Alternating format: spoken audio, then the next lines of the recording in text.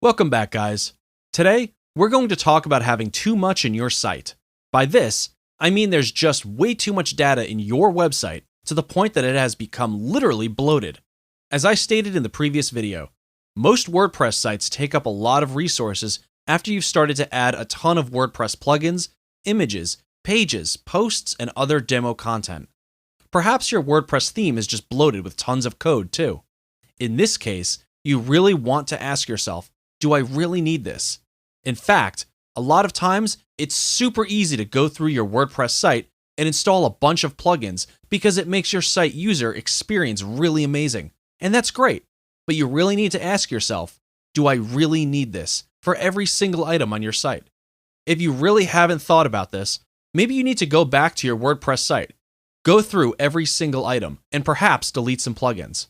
For the ones that you don't need, delete them and deactivate them. One thing to remember is, when you first installed a WordPress theme, it usually comes with a lot of demo content that has been built into it to show you what the site could potentially look like.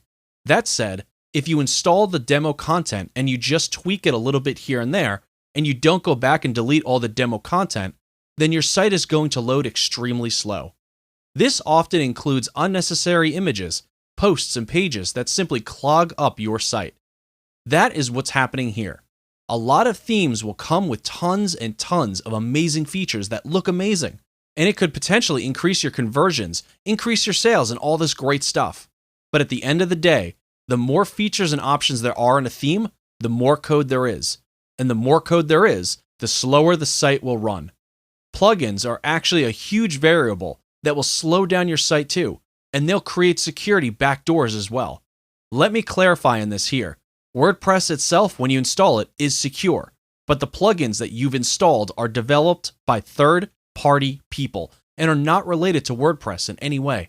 They are often programmed without regards to standards. Even though they could be programmed to their highest standards, they're not directly from WordPress. That's something to keep in mind. There is no real standard for plugins. It's almost like having a computer, whether it's a PC or Mac, and you're installing to your computer a software from different third parties instead of from Microsoft. And you don't know how they programmed it. You don't know if their programming standards are up to par. You don't know any of that. You just know that you install the software. That's it. Now, it's super easy to want to start installing tons of different plugins for your WordPress site because it can make the user experience a lot better. That's why you really need to ask yourself every time you install something, do I really need this? So, our recommendation to you is to try to stick with a maximum of 10 plugins per WordPress site, if that's possible. If you have to have more plugins, then you really need to think about making sure that your web hosting plan can actually take it. Make sure you've got enough speed, you've got enough resources to be able to handle that. That's another reason why you need to have a good web hosting plan, which we'll talk about in just a minute. The number of images is fine, and we'll discuss how to squeeze them down. But when you get to a point where you have hundreds of images or even thousands of images, that can be a problem in itself. Also, when you create posts and pages, perhaps try to remove all the ones that you don't need first. This will usually speed up your site a little bit. We've seen websites that have had literally hundreds or even thousands of posts, and those sites often take a lot more resources to run. Having a lot of these kind of sites on shared hosting plans will slow your site down.